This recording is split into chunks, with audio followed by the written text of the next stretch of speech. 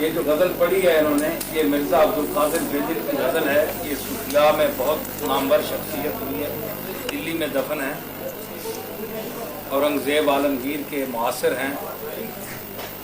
قادری سلسلے کے بزرگ حضرت پیران پیر کے سلسلے کے یہ ایک درویش سیرت تھے. 4 لاکھ شعروں کے خالق ہیں. یہ پہلوان بھی تھے. 8 سیر خوراک ایک ٹائم پہ کھاتے تھے. پہلوان بھی تھے. اور شاہ جہان نے ایک مرتبہ گھوڑے دوڑائے تو یہ تازی گھوڑوں سے آگے نکل گئے. شاہ عبدالرحیم محدث دہلوی جو ہیں، شاہ ولی اللہ کے والد جو مشہور محدث ہیں، یہ میں آپ کو اس لیے سنا رہا ہوں کہ یہ جن کا کلام آپ سن رہے ہیں آپ کو پتہ ہو یہ شخصیت کیا ہے. قوالیاں تو سنتے ہی رہتے ہیں لیکن یہ باتیں آپ نہیں سنتے. تو اورنگزیب نے بلایا شاہ عبدالرحیم دہلوی کو اپنے دربار میں. شاہ عبدالرحیم رحمۃ اللہ علیہ نے فرمایا کہ میرے سینے میں رسول اللہ کا دین ہے، شریعت ہے، تو میری توہین ہے کہ میں تمہارے دربار میں چل کر آؤں. شاہ صاحب نے انکار کر دیا. تو مرزا بیدل کی بارگاہ میں شاہ عبدالرحیم صاحب روزانہ حاضری دیتے تھے. یہ جن کی غزل انہوں نے سنائی ہے، ان کی چھوٹی سی ایک کٹیا سی تھی جھونپڑی. یہ کوئی مکان شان نہیں تھا بڑا عالی شان. تو جھونپڑی میں رہتے تھے تو سیاہی نہیں ہوتی تھی تو یہ کوئلے سے لکھتے تھے. غریبی کا یہ عالم تھا. اورنگزیب نے جب انہوں نے ایک شعر کہا کہ بتر سز آہ مظلومہ کہ ہنگامے دعا کردن اجابت از در حق بہر استقبال می آیت، بڑا مشہور شعر ہے. تو بادشاہ نے کہا کہ آپ آئیں، میں آپ کو جواہرات میں تولوں گا، سونے اور چاندی اور جواہرات میں تولوں گا. تو مرزا بیدل نے یہ شعر لکھ کر بھیجا کہ دنیا اگر دہند نہ جنبم زجائے خیش من بستہ ہم ہنائے قناعت بخائے خیش. کہ دنیا اگر مجھے دیں تو میں اپنی جگہ سے نہیں ہلوں گا، اس لیے کہ میں نے قناعت کی مہندی اپنے پاؤں سے باندھی. مہندی لگی ہوئی تو انسان چل نہیں سکتا نا. انہوں نے کہا کہ میں نے قناعت کی مہندی لگائی ہوئی ہے، میں تمہارے پاس نہیں چل کر آ سکتا. تو یہ اتنا غیور انسان تھا، اتنا عظیم انسان تھا. تو یہ ان کی مشہور غزل ہے. میرے پاس کلیات ہے، تقریباً 1 لاکھ سے اوپر غزل ہیں، اس میں شعر ہیں. 4-5 دیوان ان کے چھپ چکے ہیں. یہ بہار کے تھے. اڑیسہ ایک جگہ ہے وہاں عظیم آباد، پٹنہ جس کو آج کہتے ہیں. تو یہ وہاں دلی میں عظیم آباد میں بھی رہے، دلی میں فوت ہوئے. ان کی قبر پر ہم حاضر بھی ہوئے تھے.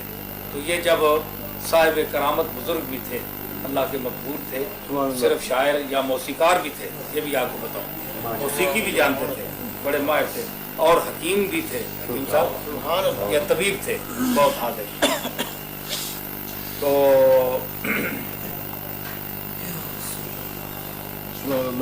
یہ ہوتا تھا کہ چلتے چلتے کوئی کام یاد آ گیا تو ایک صاحب بہت دور چلے گئے، مثلا عبداللہ بھائی بہت دور چلے گئے، بھائی بات کرنی ہے، تو یہ یوں کرتے تھے ہوا میں، یوں کر کے تو ہوا میں اڑ جاتے تھے. تو 8 سیر خوراک کھانے والا آدمی 68 سال کی عمر میں یہ فوت ہوئے.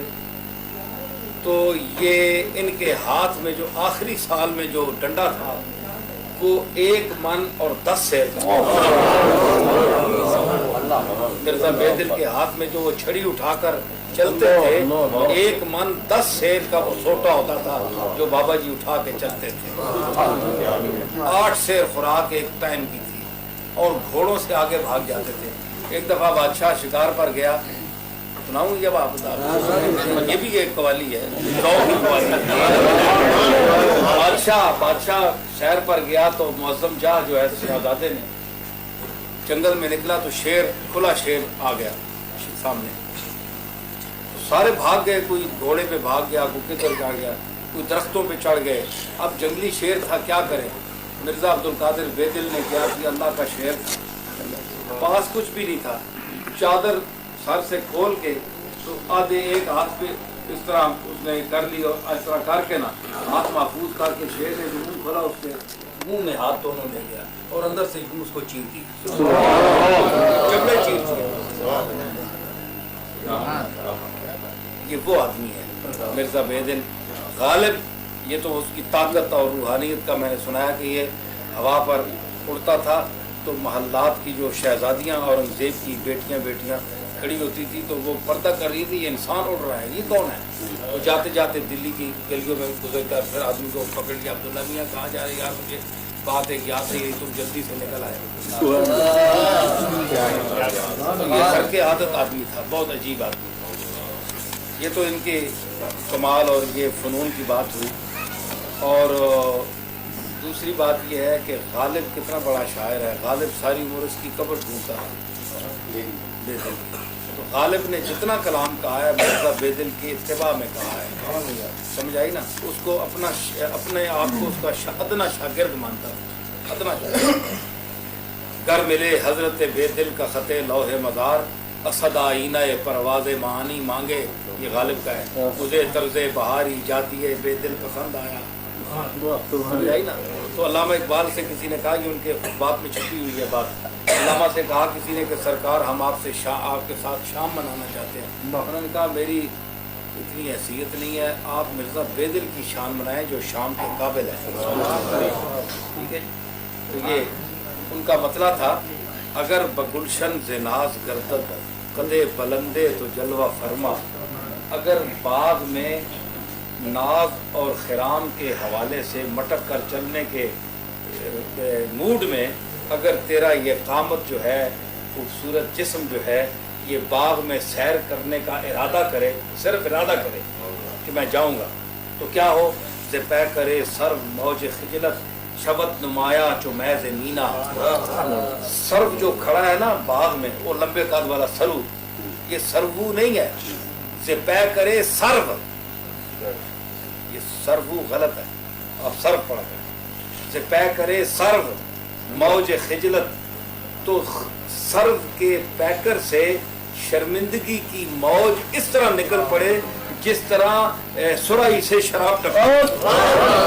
اب دیکھیں سرائی کی جو گردن ہے اس کی تشبیہ سرو کے ساتھ، سرو کی بھی اسی طرح گردن ہوتی ہے اور سرائی کی بھی، اس سے شرمندگی اس طرح ٹپکے کہ میرا قد کیا ہے، اب تو قد والا آ گیا، وہ آ رہا ہے، تو جس کی شان ہے وہ آ رہا ہے۔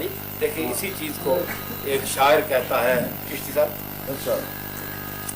سبحان ربی الاعلیٰ سجدے میں ہم کہتے ہیں کس کی عظمت کا اظہار ہے، سجدہ جو ہے انتہائی ذلت ہے، ذلت کی انتہا ہے، زمین پر ماتھا رکھنا انتہائی ذلت ہے، لیکن اللہ کی بارگاہ میں جب ہم ماتھا رکھتے ہیں زمین پہ تو اتنی ہمیں معراج نصیب ہوتی ہے۔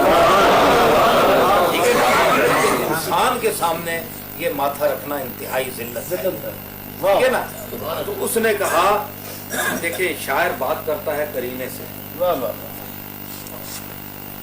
شاعری میں آپ بیٹھے ہیں، یہ ہمارے منشی فضل صاحب بھی بڑا اچھا ذوق رکھتے ہیں شعر و ادب کا، تو ان کو بھی، اور چشتی صاحب ہمارے، اور آپ نے ایک محفل عبداللہ میاں نے ہمیں دعوت دی اور ہم پہلی دفعہ کسی محفل میں آئے ہیں، تو یہ میں آپ کو بھی سنا رہا ہوں کہ یہ چیزیں نہ کوئی اب سنانے والا ہے، سننے والا ہے، ٹھیک ہے نا؟ جب اٹھ گئے بازار سے گاہک تو ہم آئے، بازار سے گاہک تو ہم آئے۔ اب ہمارا ورود بہت دیر سے ہوا، ہمارے دور کے لوگ چلے گئے، جو چیزیں ہم جانتے ہیں پڑھے ہیں۔ تو اس نے کہا کہ سرو، کسی نے کہا سرو، کہ مرزا بیدل نے یہ کہا، تو کسی نے کہا کہ سرو چوں دید آنکھدے بالا، سرو نے جب میرے محبوب کے قد بالا کو دیکھا، اونچے قد کو، میرے محبوب کے اونچے قد کو سرو نے جب دیکھا نا، اب اس کا گرنا دیکھو، ہے جی، گفت سبحان ربی اللہ،